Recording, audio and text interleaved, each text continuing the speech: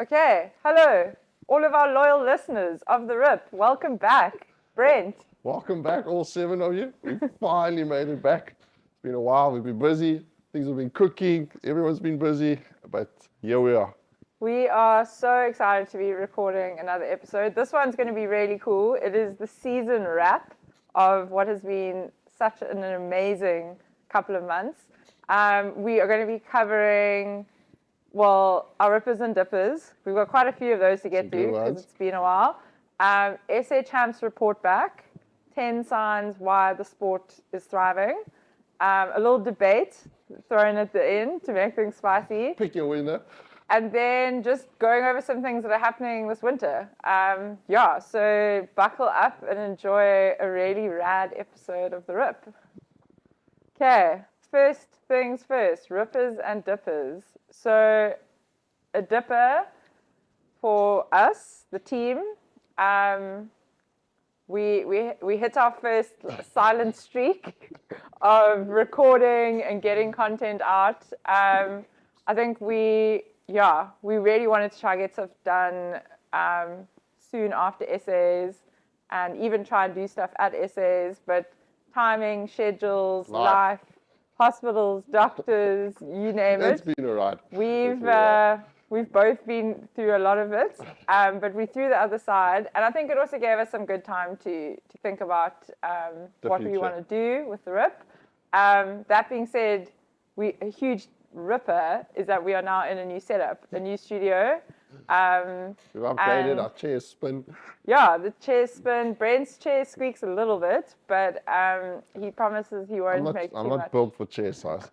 Of a noise. But yeah, we're super excited to be back with video recording and set up in a studio where hopefully we can get some good content going consistently. Should have worn a tighter t-shirt. So, Brent, any rippers or dippers from your life recently? Personal dipper. I missed this, the SA Champs. I had a health scare, not a health scare, a health issue. How's that for a vague statement?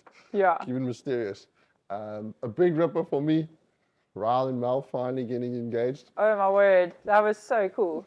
I almost didn't believe the video when I saw it. Check out the U magazine for all the details.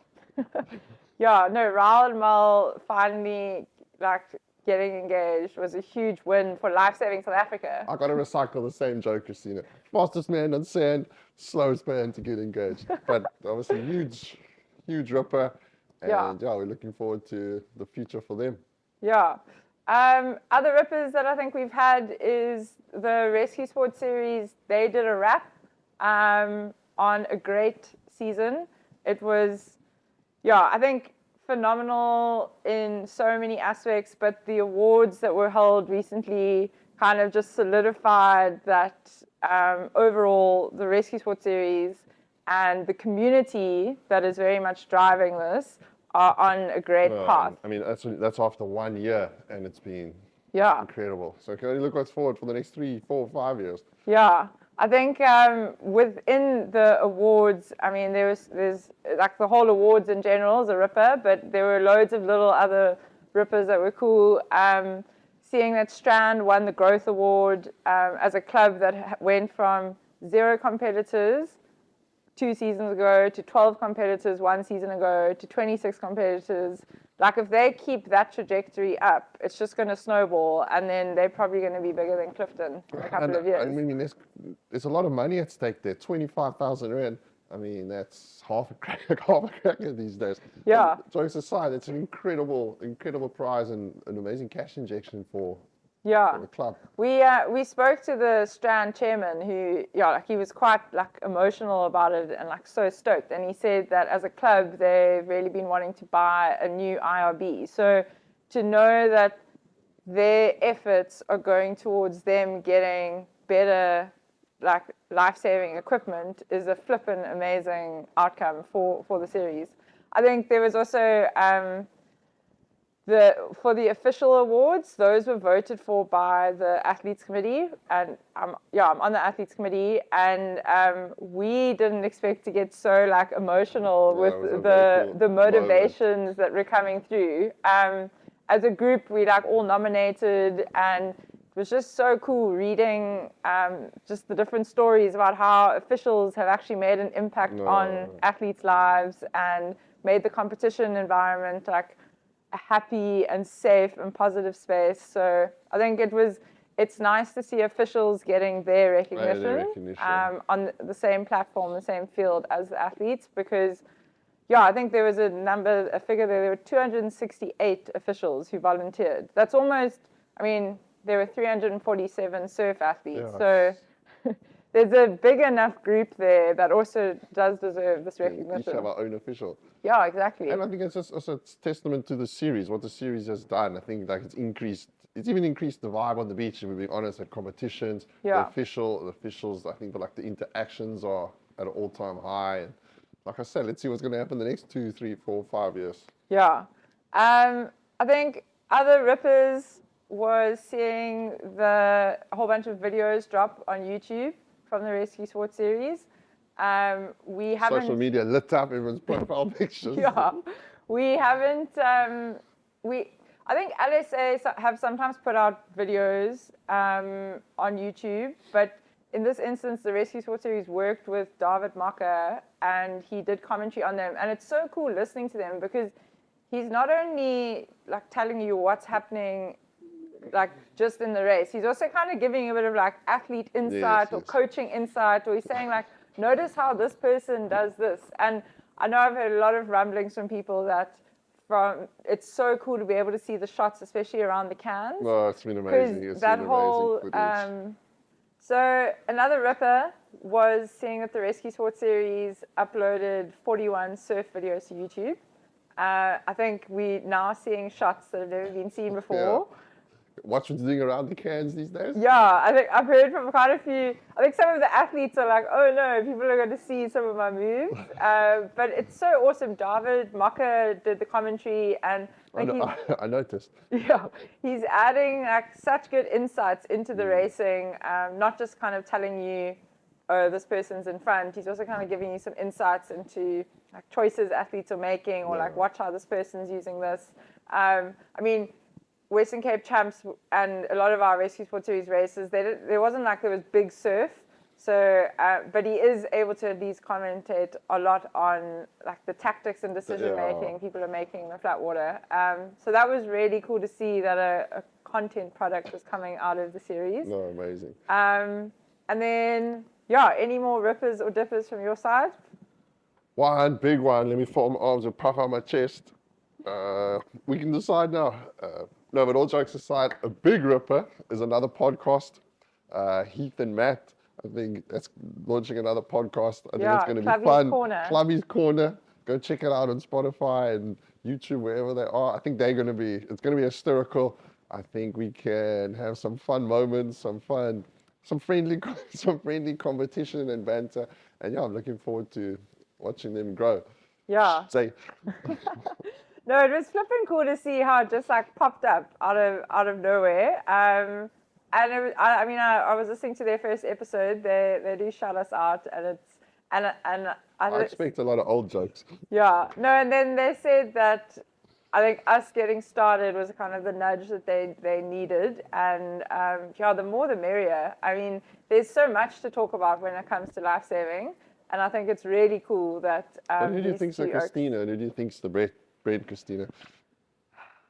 I think Heath is the Christina, and then Matt's the Brent. There we go. Just based on the dynamics I was picking up. Like, it sounded like Heath had the plan, and then did the organizing. Matt was just there for the banter. Yeah, the podcast princess. Yeah, but no, it was flipping cool, and I'm definitely looking forward to some collabs with them.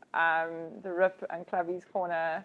Check this out, guys. My chair twists. Yeah. I don't know if they have a twisting chair. Good luck. This is what you get when you record close to 10 episodes. You get a chair that swivels. But cool. That's Rippers and Dippers done for our ep. Next up is a long overdue, but is the SA Champs report. As we know, Brent, you unfortunately couldn't come to SAs this year. When last had you missed an SAs? Oh, I don't know. I would be lying if I told you, but I think it's the 2014, 2013, somewhere around there was probably the last one that I didn't attend. Oh, wow. So Yeah. end of a streak. End No, of and a I streak. mean, like, I think Rob Schaff's got me though. I think he's on like number 39 in a oh row. my, giving away its age a bit there. Yeah, I think it's safe to say for everyone who was at SAs, we all said your presence was missed. The sun was shining. Yeah, That was but that being said, your mum came and introduced herself to me on the beach, so there was some extra shield energy. some presence. Yeah, and she was wearing a bright blue anorak, always easy to spot. It was flipping cool to see her, and yeah, we did miss you. Thank so I'm looking forward Have to to be having you next double the time. fun next year. Yeah, but I was there for 8 days of experiences, It's and a PE residency. yeah, got really stuck in. But it was so cool, and I think I mean, yeah, like I'm fortunate that from a work and lifestyle perspective, I can indulge myself in 8 days of SA champs because it's just unreal. I think like physically and mentally. yeah, like a downfall I didn't expect. Like the more you get into this community and the more friends you make from other clubs, the more conversations you have. Like I remember going to SA Champs, when I first returned, like 2021. Well, that was the COVID years. There wasn't a lot of interaction happening. 2022, like I was kind of would walk around the beach and like would go long periods of like not really saying hello to many people and just chatting with a few people, mainly Clifton people. These days, it's like every meter you walk, how's it? Like long chats, and everyone gets so animated, especially when they're just like replaying a race that they just saw, or an idea they've had, or like something they want to catch up on. Christina. Yeah. No, I mean, I honestly I think next time we're going to need like bouncers and a separate VIP section for the media personalities. We'll ask DHL to set one up. Just remember, no twisting chair, I'm not there. Yeah, there we go. Got high standards. So I have, for you, I've packaged 10 highlights of mine that I think show that our sport and community is in like a really rad place. And because you weren't there, I'm going to give you my lowdown. The rundown. Based on Christina's experience. And I mean, I'm not going into results really. I'm not going into like those play-by-plays. Those exist on live heats and at any kind of clubhouse you go into, you can ask someone, how was your SS? So this is just like my high-level take on some things I thought were cool. First things first, I think us going back to Gqeberha was a huge win. She's been practicing there. Yeah, practicing the tongue. 8 days of practice. Gqeberha.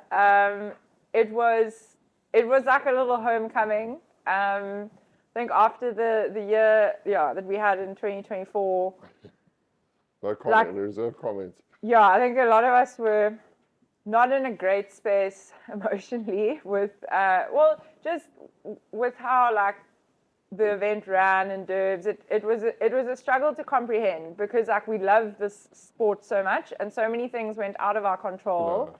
And when you're dealing also with things like E. coli, it's never going to be fun for anyone. Snakes. Yes, and snakes and doors. everything. So it felt like we were kind of retreating back like home, like going to like where it's like a nice safe space. The water was warm. There were dolphins everywhere. Water was flippin' clean. The beach was beautiful. I know for our club, like we always rent at the hotel that's nearby, and we can always walk to the beach safely as a group. And the Kings Beach Clubhouse is epic. Coming from a club that has a matchbox for a clubhouse, It's designed for that. Yeah, that clubhouse, and it like gets the whole community under one roof.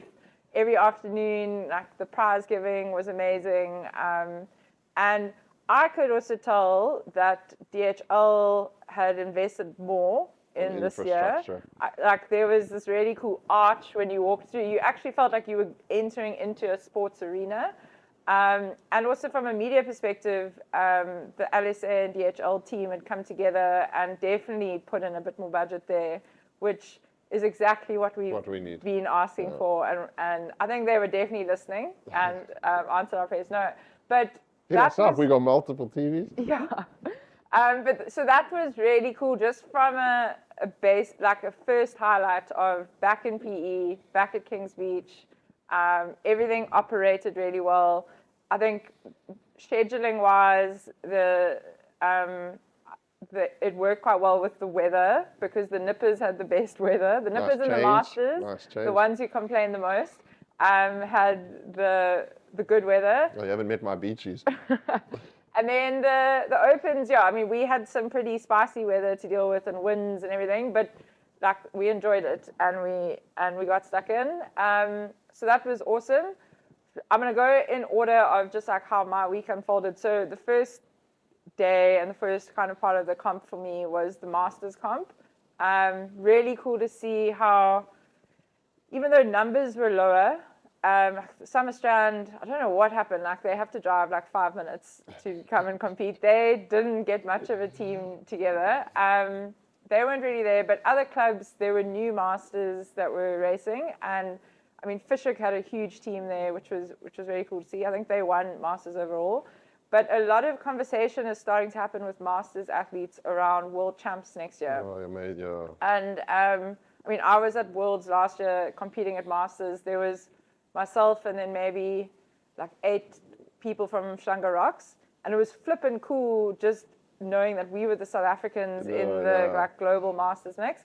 So I'm really looking forward to how masters next year for Worlds could have a lot more of our like South African clubs in it.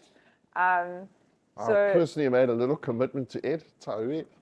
There we go. Messaged me this morning. I heard it. I saw it. You better be coming. So yeah, no, and I think like knowing that you've almost got a year to train for it, but you got to start now. You got to start working on your rehab and prehab. Yeah. Hammies and calves, everybody. Hammies and calves.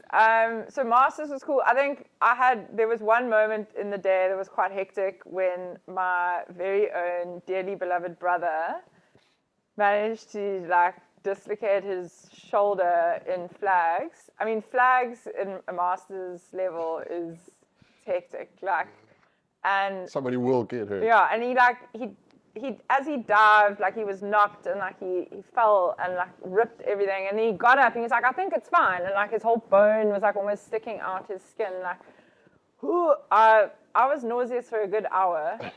Somewhere in between that, I did a surf swim race and like almost fed the fish. But yeah, the Masters comp was really cool, and the diving rate dropped off. There was very little dives after that. Yeah, no, a lot of people just like running to the flag, and that was. I tried to tell him that if you're in front, you don't have these problems.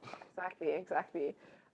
So Masters was good, and I think we are going to see some growth in that division. I think the only thing that everyone was saying was that they wanted timing. Masters in the middle of nippers and junior seniors. I think we spoke about that building up. I'm not too sure of the exact reason they do that, but I do think it'll make a change. It definitely didn't work. So they and I think encouraging people to come back to the sport. Yeah. If they can, if that timing can be perfect, it's definitely. Then I had 3 days of watching the nippers and supporting, the little ones of our movement. And I think I cried every day on the beach because there would be these moments that you just were like overwhelmed.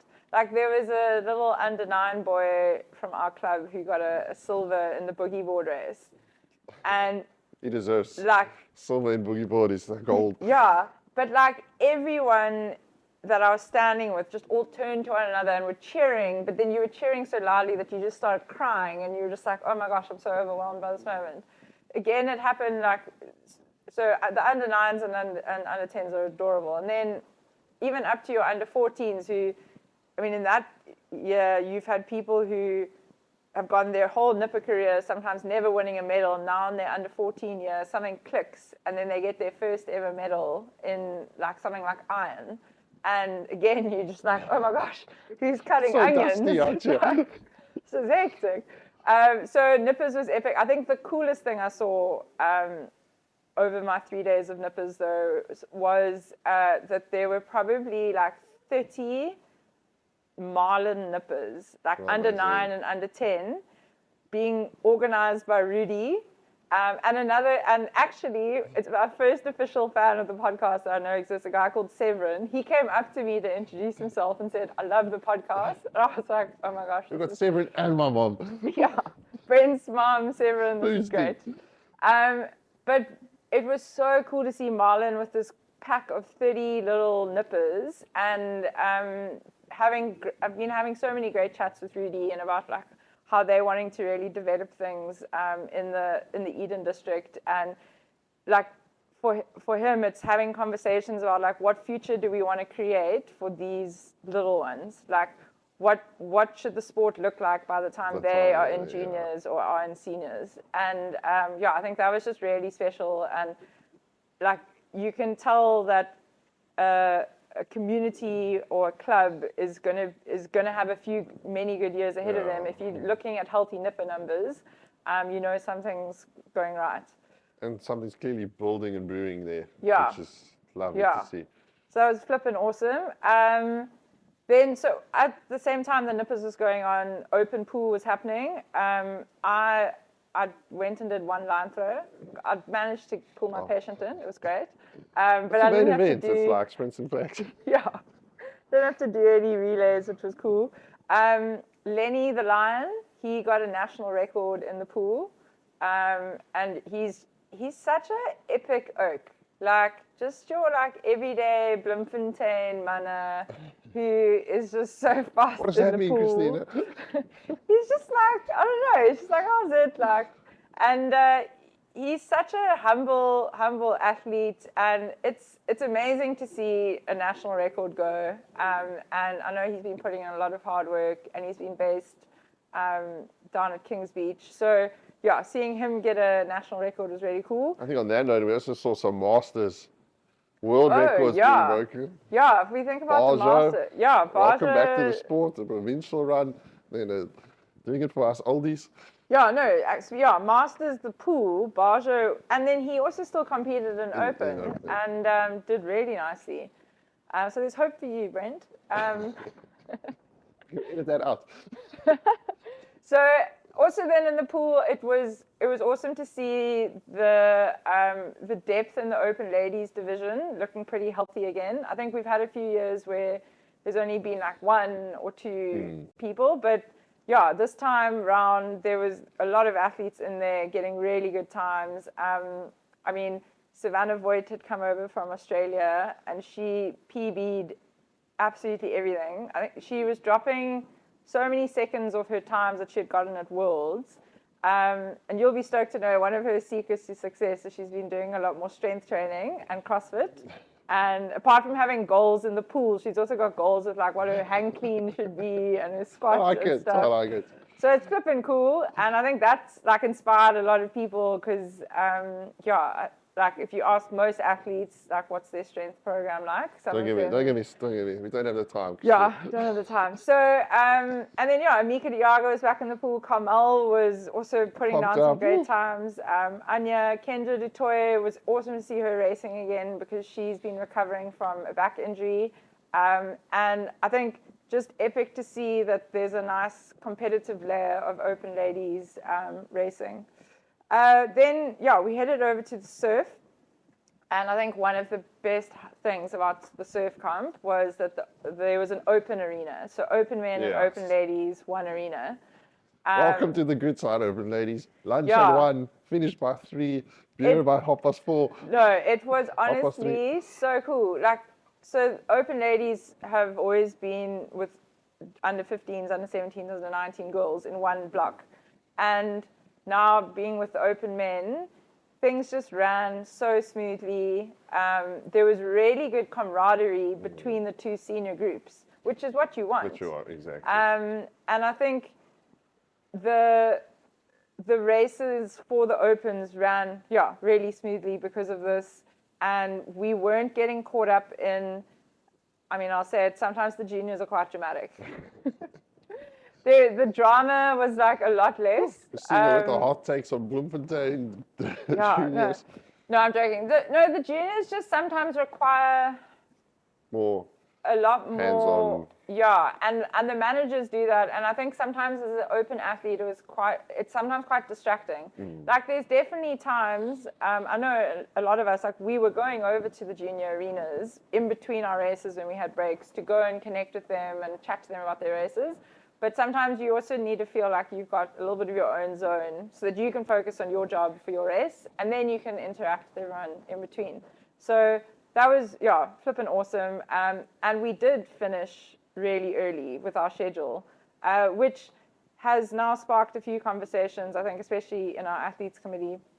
We like, look, if we are finishing at 11 o'clock on one of the days, because I think we did our beach relays back to back. We're like, why not throw in mixed beach relay? Into the opens, and maybe opens is where you can have mixed events because you've got less heats, and so we were like, it would have been so cool to actually have done another mixed beach relay, and then the same could go for mixed taplin. You could also throw in mixed double ski. That is a good race. And because with our schedule not being as heavy, and I think all the athletes are definitely fit enough. If we look at how we race for Western Cape Champs with everything in 2 days, we now spread it over 3. There's a bit more time in the schedule, and I think most athletes would be pretty keen to have a few more of these like fun mixed events coming in. And again, like we've spoken about before, I think it also creates an opportunity for final packages. Yeah. Like, let's set a time for a final. Let's set a time. Let's build hype around a final. Let's film that final. Yeah. Which it's obviously clearly a personal issue of mine. That is also another really good thing that, and I know we've given some feedback from the committee, and we are keen to also see some finals packages coming through. So from a club growth perspective, just what my eyes picked up was it was really cool to see, because we haven't seen big open ladies teams in these divisions. Summerstrand, Warnadoon, and Clifton had really big growth in their open teams. And you can actually attribute it to, it's quite interesting, like Summerstrand, that's Carmel Bilson. Sending WhatsApps. Picked up the phone, and she got her sister, Natalie, she got Bianca van Bargen in, a whole host of athletes. I think she's waiting until Monday's ready to race post-baby. Warnadoon, that's Tiffany Koch. She had brought in a whole bunch of athletes. And Clifton, I think we went from having 3 open ladies last season to 12 pure open ladies this season, like without upcompeting or anything. So it's cool to see clubs making jumps in these divisions. Other clubs, I think numbers shrunk, probably like scheduling issues with some of their seniors. I also think we'll talk about that later, but it kind of, by splitting the senior and junior girls and not being, we'll talk about that later, not being, up competing, possibly being a problem, you have to call in recruits. Yeah. So maybe that's, we'll discuss that later, but. Yeah. And I think it was flipping cool to see, because of this, multiple generations of top quality athletes racing against one another. So having, your Tiffany Koch, who, I think she's late 30s, is my guess. Still young. Double Olympian paddler, racing Georgia Singer, who's like the future. Half her age, and being right up there with her in board. Like Tiffany, I think almost won board, but she tripped. Same happened in the flags, like Bianca van Bargen, who was so dominant in her time, who still then was racing with Eve, Zoe Beresford, Kendra Beresford, all of them. It was so awesome to see this mix of old school, new school, youth and experience. The youngsters were shaking in their boots a little bit because they were flip. I've heard a little bit about this person, but they've never seen them race before because they think they've got everyone waxed. And I think that made it really cool. And long may that last. I think the other thing that we also saw was a couple of athletes coming over from Australia. Noor Alex Lefebvre, Savannah Voigt, Anya Hocking.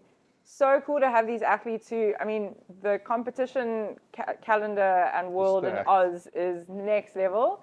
And then to have them here mixing it up with our athletes, I think it's only a plus for the sport. No, and I think really nice in terms of a pathway for South African athletes to see that if you go over to Australia because you're going to be studying that side, or if you're going to America because you're going to study that side, like come back, do the do the big because ones. your community still loves you, still wants to see you, and it's Hopefully such you'll a be cool, back one day.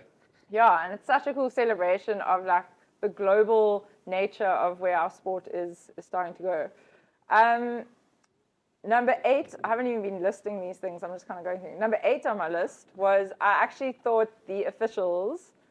I saw some like world-class officiating, particularly in the flags arena. The flags arena, for some reason, from a nipper, so Masters, okay, it was a war zone. There wasn't any appeals going on there. There were just people being stretched off. Just a lot of physio cards being distributed. Yeah, people being stretched off. But the nippers and junior seniors, there was a lot of appeals coming in based on like people being DQ'd for pushing, and then someone having a video and saying like, no, they weren't actually the instigator, look at how this person pushed, or blah, blah, blah. Or someone getting a baton and then someone coming in to also grab the baton, but then the official ruling like, no, you definitely had it first, you're the outright winner. Weird things also like people mixing up where they were lining up, and I don't think it's stuff that was being done on purpose. Twitching with false starts, like what is a twitch, what isn't a twitch.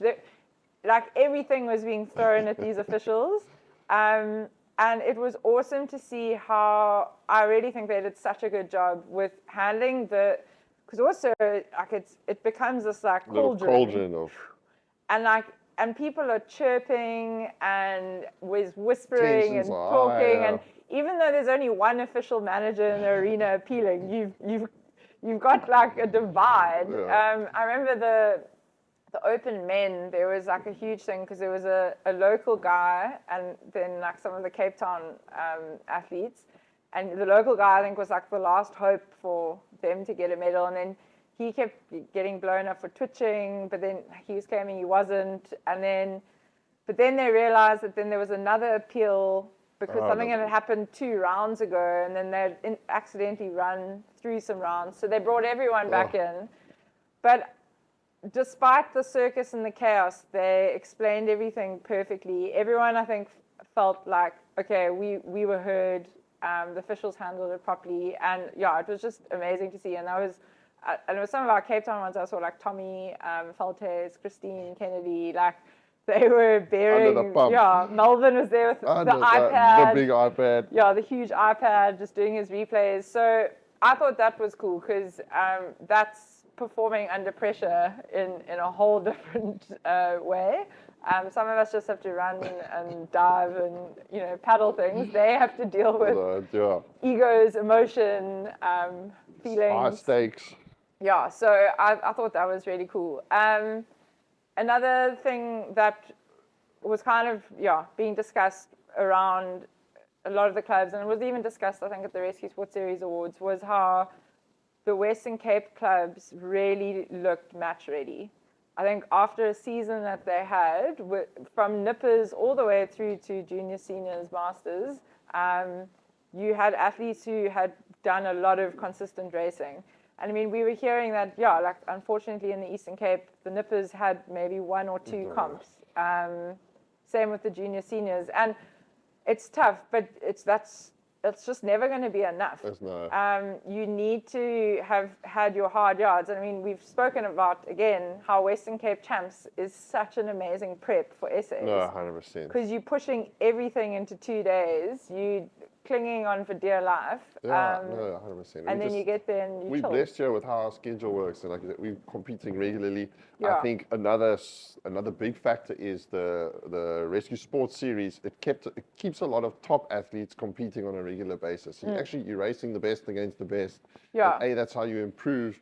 And so I think those just had a massive effect. No, so that was awesome, and I think like a lot of even like your coaches and managers feel like they're going in prepped because they've already dealt with Very marshalling true. and chaos. Very true. The officials are sharp, like it's good. And then I think, final thing that was awesome to see was, final night of prize giving. The officials got like all clapped up onto the stage, and it was awesome to see them on the podium, on the pedestal that they rightly deserve. I don't think I've ever seen all the officials being clapped on like that. Maybe it's happened in the past, but it really stood out. And I think David and them did a great job with that. And then we had an awesome after party, celebrated a great week. I had a lot of hugs and chats with Craig van Rooyen, a couple of beverages. Shame Craig. He has had a job. He never has a voice. He's always quite hoarse, but he, you can see he loved it, and he was stoked. And I think, they raised the bar this year. Not the after party bar, but I mean the bar in terms of how SA Champs was delivered. And I think there's just going to be more and more positive innovation happening with it because, it was just such a great experience. So final thing I wanted to discuss, because this was the hot topic on the beach.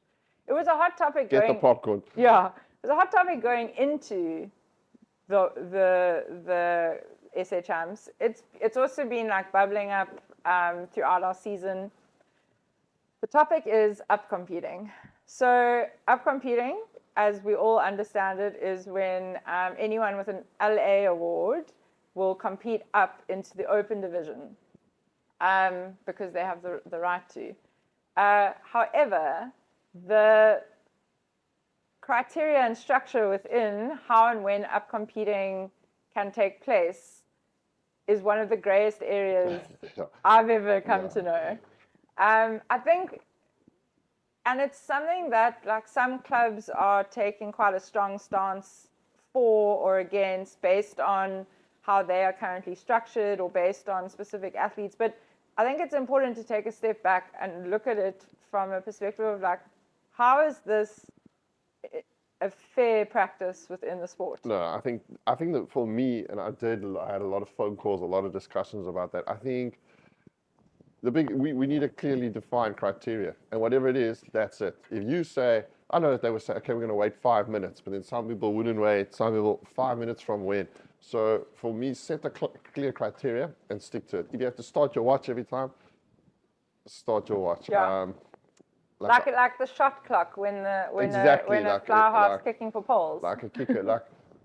With any decision we make in sport, write this down, everybody, and life, there's going to be a sacrifice. So I get that maybe some smaller clubs, myself being a part of one, you actually rely on juniors sometimes. But then if you wait for a smaller club or you wait for a specific, you're creating problems for yourself. You're creating, as you said, gray areas which creates drama. Yeah. And we all like to watch drama when we're part of drama. No. This isn't keeping up with the Kardashians. So clear defined outlines, and you enforce those. And like you touched on it earlier, it is emotional. It's when someone's begging you, please, my daughter or my son or my client, my child, the coach is begging you. They've trained all season with us. This is the one.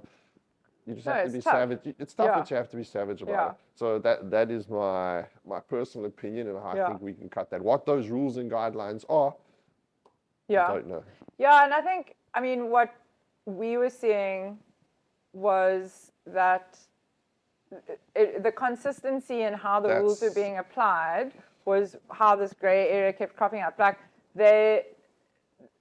For beach events, it was they were never going to even consider holding a beach event if beach events were clashing. So your beach athletes were always going to be disadvantaged because but the water arena had some very creative, and it's people trying to function within the criteria that's been outlined. In the rules. They, running around, creating stall tactics, creating running interference. And there's some very creative ways that you, all clubs have been guilty of this.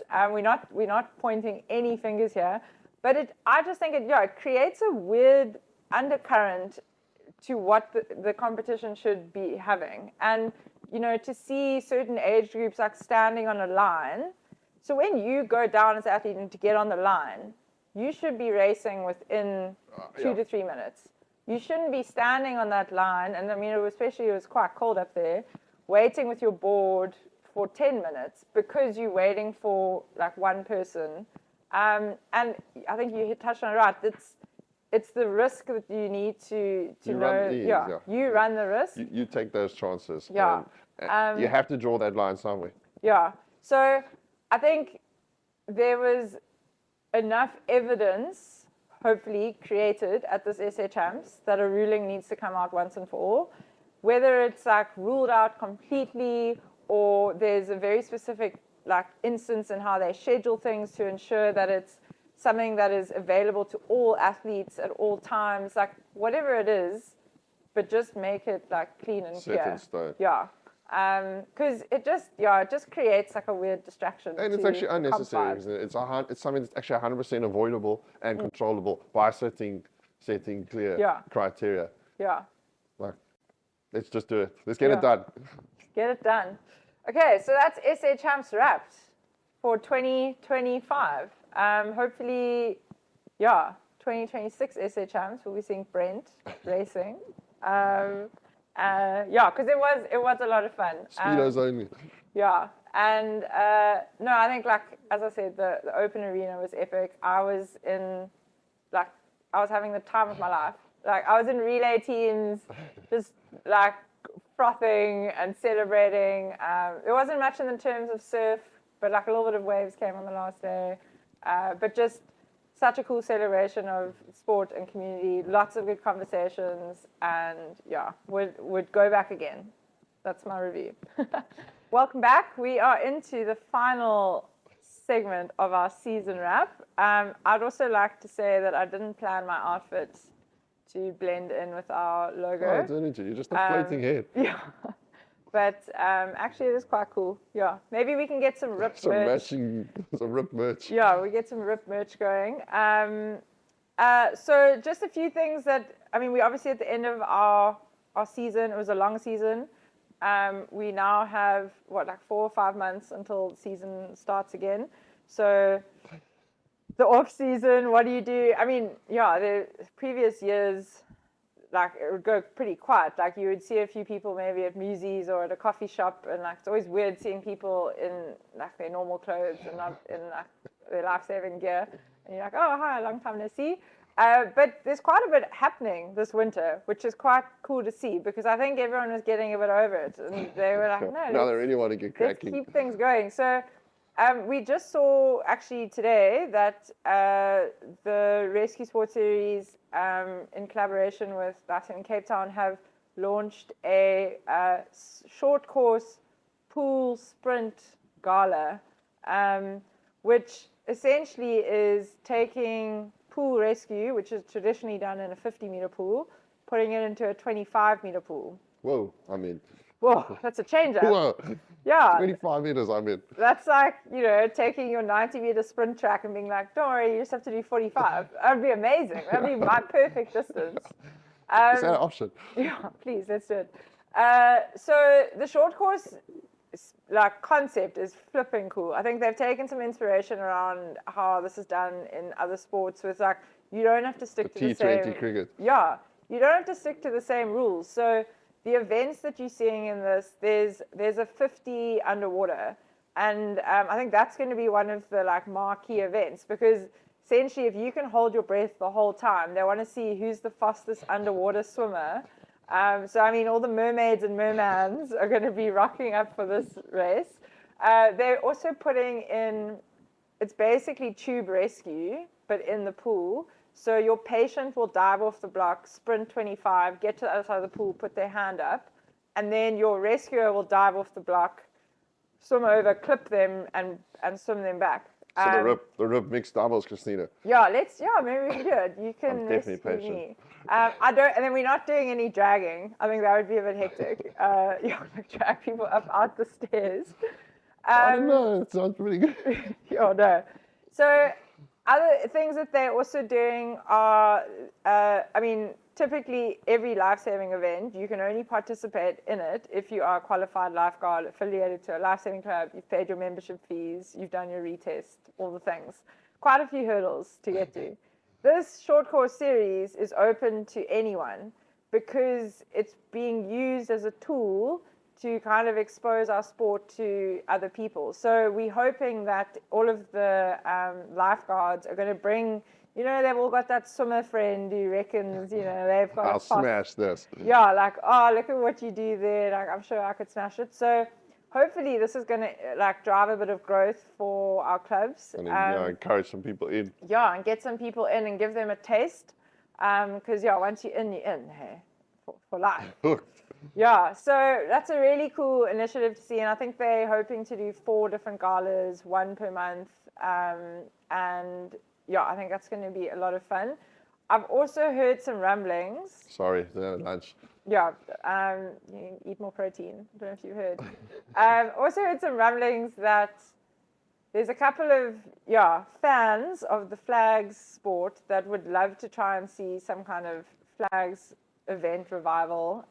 Ryle has been talking about it. Adi, Benjamin. I don't know. What's your take? Do you think some people should try and put on a flags series this winter?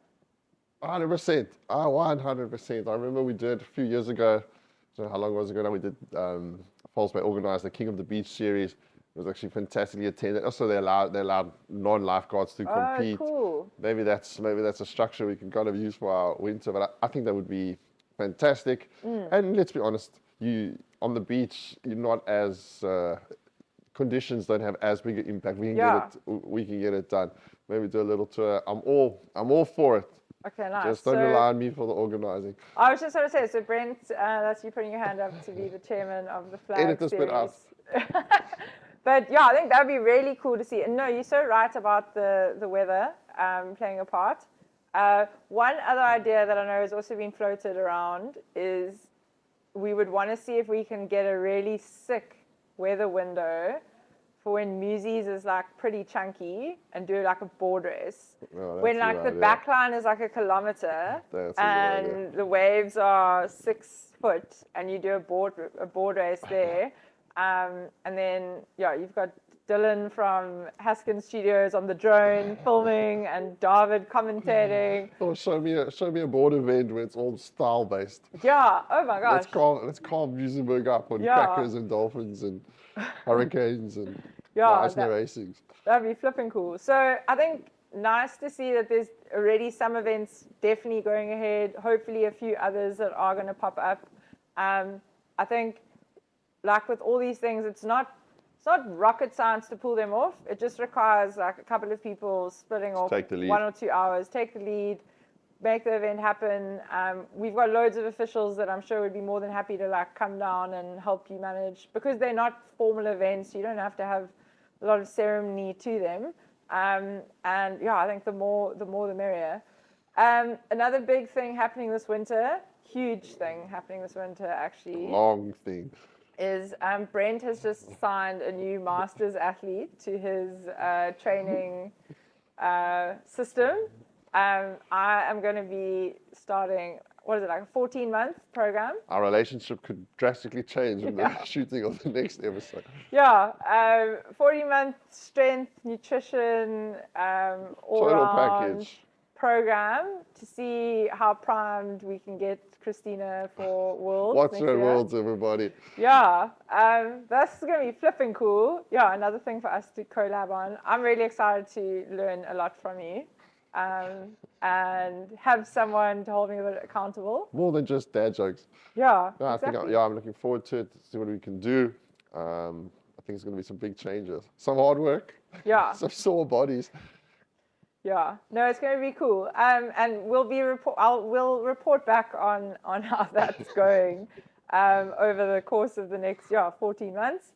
Also, globally, we are seeing Coolangatta Gold. Well, typically, you would be getting ready for Coolangatta Gold this time of year. Noor Lombard is one of our good friends who normally would be racing in it, but they've had a bit of a change up in Yeah, Coolangatta. shorten it. Yeah, I mean, I did see that Shaw and Partners signed another 3-year sponsorship, which is amazing. But they have expressed that they are making structure changes to shorten it, to also include all Iron Series athletes in the Coolangatta Gold. So we don't know quite yet what it's going to become. I think there's people saying they're a bit disappointed that like the original format's going. I know Noor was really loved that longer distance format. It really, and I mean, he in his first year got 10th, his second year got 8th. The Oak was on a good trajectory. stream. So it'll be interesting to see how they change it. Also, if they keep the relays, I know there's a couple of us that are keen to go and try the relay at some point. But yeah, Cooley, we'll keep our eyes peeled on how that's going to Pan out. switch up. World Ocean Series is going over to France and the UK. So they're going to be in Hossegor and they're going to be down in Cornwall. And yeah, what's quite cool is I know Levi is going over. And I heard this because I'm quite close with Anya Hocking. And she said, yeah, Levi called me up and has asked if he can borrow my craft because she is from Cornwall. So he's going to be racing in her board and ski. Good luck to my sunglass inspiration. Yeah, but like how cool that Levi's going over to compete in this. And quite a lot of the Aussies are going to be going over. There's great talent in Europe. And I think it's amazing that now your off season is also got like a great international And South Africa's on such a streak. We're winning world champions. We're winning strongman. We're everywhere at the moment. The athletics, Levi, go fly the flag. Yeah, come on, Levi. No pressure. And maybe we can chat to him and maybe get him to do a little bit of reporting for us because it's so cool that like Oaks are going over. There's also going to be the Commonwealth Championships for pool rescue. So national teams are heading over to Wales in July, to Swansea. I must compliment you, Christina, for never slipping up on the still order. Oh yeah, no, I never said that. What is the word still order? Team pool rescue. Pool rescue, maybe. Me too. Yeah, so national teams going over. Chatting with some of the athletes. Like I know the open ladies are flippin' excited with some of their combinations. This is one of the fastest teams they've had in quite a long time. And Lynette is the coach from the Northwest Hearties Pool Rescue Factory. She's really excited to see how they can combine and like maybe crack a national record here or there. Make some good finals. So I think that's going to be really good racing. There's a lot of up and coming talent in the teams going over, South African and President's team. So yeah, we'll definitely be keeping our eyes peeled for that racing. And then a little bit later on in the year, there's the Sursley World Champs in Durban. Big one, always a big one for us. That's lifesavers. Huge, yeah. I mean, there's so many athletes who are racing in that. From like you're going to have your little juniors. Like Alia Krok-Skiepers is going to probably be racing. Then you got your like slightly older juniors like Georgia and Holly. Then you've got your seniors like Kira and Jade. There's also like Mark Keeling, and then you also got the masters. Like David Maka still places like really well, like all the time. And I think it's going to be flipping cool to see how all of our life-saving athletes perform in that. Yeah, they're representing us there. Yeah, I know, and like a lot of them are quite stoked because it's Durbs. It means that it's going to be like good downwind conditions, good waves. It's going to be warm. It's going to be a bit of surf. Yeah, should suit them. Yeah. Really looking forward to seeing how that race is going to unfold for them. And then I think final bit of winter like work that's going to be happening and stuff is like Rescue Sports Series. While Solid Oak is confirmed for 3 years, and they updated their sponsorship from 1.5 million to 1.9 million. The Rescue Sports Series team is going to be hustling hard over winter to try and get some more sponsors on board. If you could think of a dream sponsor for Rescue Sports Series, who would you think we should try get? You know I'm a Nike guy. Someone send an email. Send an email. Nike. But I do think it's incredible. I think, and we've got something to show them. I hope we can afford to hire some better MCs than the previous MCs. Oh yeah, no, the MCs at the awards. Yeah, one had one arm and the other one had just dad jokes. Yeah, jokes. No, you and Jonty were good. But yeah, again, I think we've got something to show for it. I think we're going to attract people. Watch this space, everybody. I think there's some big things to come there. No, I think it's a lot easier going into these conversations now with the content and like some of the numbers to report on and some of the testimonials about how the season went and the photos and the videos that show this is what we mean when we say our sport is so amazing, our community is so amazing, look how happy everyone is, be part of it, yeah. And then I think, final thing that's going to be happening this winter, because now that we have this really cool new studio space, we are getting our shit together. We want to start looking into doing some like master classes. Yeah. So I know we are going to do one with you. The first one will be focused on Brent's off-season like tips and tricks, like training, which I think is going to be so cool to package. I think so. Obviously, I'd say that. Yeah. And then hopefully, get a few studio guests in to also kind of share some information. We've, got such an amazing network of people in the lifesaving community, and everyone, apart from being passionate about lifesaving, also has, a whole other life, a side hustle, a business, and amazing they've done. We can, I think there's a lot to learn from one another and get to know a few more of our faces that we love in our community. Yeah. It's going to be a good, busy winter. We'll try to keep the gap between episodes. Yeah, we won't be trying to do them every 2 months like this. But I think this has been a great season wrap. Also, I mean, the fact that the RIP exists is really cool. And, we think about like, just the other day, we were just like the Clubby's Corner guys. Just talking about it. Just starting out doing our first ever episode. And look at us now. We've got TVs and swiveling chairs. Yeah, and I mean, we've traveled a good road. We started off in like one setup. Then we changed. We recorded once in a clubhouse. Then that clubhouse's acoustics were not good.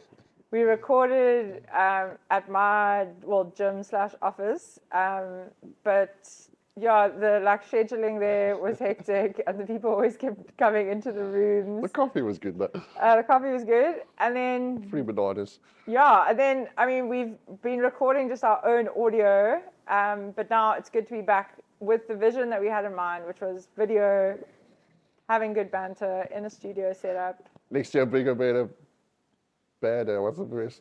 Bigger, faster, stronger. Next year, bigger and better. Harder, better, faster, stronger. And they'll see us on the beach next year, Christina. Yeah, there we go. So stay tuned for wherever the RIP's going to be going. We've got lots of cool ideas up our sleeves. And we'll catch you next time. Catch you next time.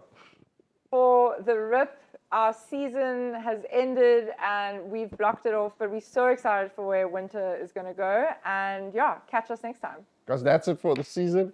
We'll catch you next time. Thank you for watching along with us. We had an amazing summer, but as you've heard, winter is going to be... Winter is coming. ...equally action-packed, and we can't wait to see where the RIP is going to go. You've got masterclasses to look forward to, and then getting ready for another huge summer. Brent's come back as well. Cheers, guys. Bye, Mom.